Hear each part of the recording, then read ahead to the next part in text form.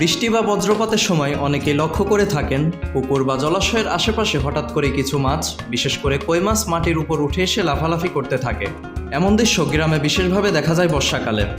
বাংলা দিনপঞ্জিকায় যখন আষাঢ় বা শ্রাবণের সময় চলছে, যাদের বাড়ি খাল বিল বা পুকুর ঘেঁষে তারা এ দৃশ্যের সঙ্গে পরিচিত।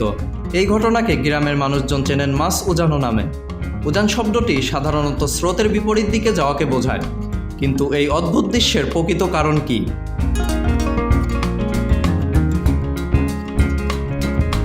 বিজ্ঞান তা ব্যাখ্যা করেছে ট্যাক্সিস নামক একটি জীববৈজ্ঞানিক প্রক্রিয়ার মাধ্যমে। ট্যাক্সিস হলো জীবের বাহ্যিক কোনো উদ্দীপনার প্রতি প্রতিক্রিয়ার নির্দিষ্ট দিকে অভিমুখে চলাচল। উদাহরণস্বরূপ তাপ, আলো, শব্দ, চাপ, পানি বা স্রোতের মতো উদ্দীপনায় সাড়া দিয়ে কোনো প্রাণীর যে দিক নির্দেশিত চলাচল তাকেই ট্যাক্সিস বলা হয়।